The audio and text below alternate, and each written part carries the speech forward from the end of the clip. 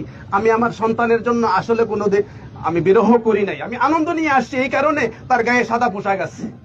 আচ্ছা, পোশাক দিয়ে তাকে আমি সাজাইয়া নিয়ে আসছি, যেমন নাকি বর সেজে আসে, কনের বাড়িতে বর সেজে আসে, আমি তাকে সাজাইয়া নিয়ে আসি জান্নাতে দেওয়ার জন্য। শুক্রবারে বিকাল থেকে তার জবানের মধ্যে তেলাওয়াত ছিল, জবান থেকে তেলাওয়াত বের হয়েছে, ওয়াল্লাহুল্লাযী লা ইলাহা ইল্লা ওয়ালান তাজিদা লাহু নাসীরা, এরকম আয়াতগুলো পড়তেছিল। হ্যাঁ, অনেকগুলো পড়তেছিল। তারপরে যে আইসিইউতে লাগানো হয়েছে, এগুলো বের হয়েছে। আমি যাই দেখি, আমি শুনি একটু কি পড়তে চাই, কি করতে চাই।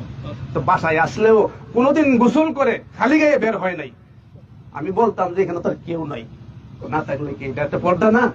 তো যাক, আলহামদুলিল্লাহ, আমি আমার আল্লাহ পাক রব্বুল আলামিন কেন আমাকে এই সন্তান দিয়েছেন, এটা না দিলেও তো পারতেন। এখন নিয়ে গেছেন, অনেকে বলে যে অকালে মৃত্যু।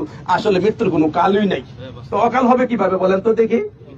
কারণ আজকে আমাদের চিরাচরিত নিয়মটা হইল বাবাকে কাঁধে করে সন্তান কবরে নিয়ে যাবে, আর আজকে বাবা কাঁধে করে সন্তানকে কবরে নিয়ে যায়। এটা একটা বিরহ থাকতেই পারে, মনের ভিতরে একটা আঘাত আছেই, থাকলেই হবে কি, আমি তার জন্য দোয়া করছি, 2 রাকাত নামাজও পড়ছি। আমি 2 রাকাত নামাজও পড়ছি।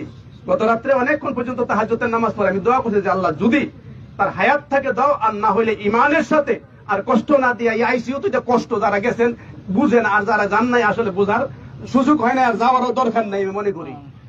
আমি আসলে একদিক দিয়ে হইল আনন্দ নিয়ে আমি চলে আসছি, আমার মধ্যে কোনো বিরহ নাই। হ্যাঁ, ওর আম্মা আমার চেয়ে আরো শক্ত মনওয়ালা, কোনো কান্নাকারি নাই। এটা করবো কেন? যদি এটা আমাকে না দিতেন, সিরিয়ালে যদি এটা না দিতেন, তাহলে তো আমরা 4 নম্বরে থাকতাম। এটা দেওয়াতে 1 নম্বর ছেলে হয়েছে আমরা, ঠিক না? তো এই জন্য আপনাদের কাছে দোয়া চাই। আমি হাসি মুখে কিন্তু আসলে সারাটা ঢাকা থেকে আমি এই পর্যন্ত আসছি। বাইতুল মুকাররমে সন্তানটা জোহরের পরে নামাজের কথা ছিল, আসরের পরে হয়েছে। হাজার হাজার ছাত্ররা এখানে কমেন্ট করতেছে যে আমরা আসরের পরে দেন, আমরা আসতেছি, আমরা সাইফুর রহমানকে আমরা অত্যন্ত ভালোবাসি, দেখা না হইলেও আমরা জানাজায় যেন শামিল হইতে পারি। এই জন্য এরপরে মহিউদ্দিন বানী সাহেব যাওয়ার পরে জোহরের নামাজ পড়ে ওনার কামরায় ঢুকছি, পরে হযরত আপনি খাওয়া দাওয়া করেন আগে, স্পেশাল ভাবে ওনার রুমে আমাকে নিয়ে এসে বলেন আপনি একটু আরাম করতে থাকেন, সারাদিন তো আরাম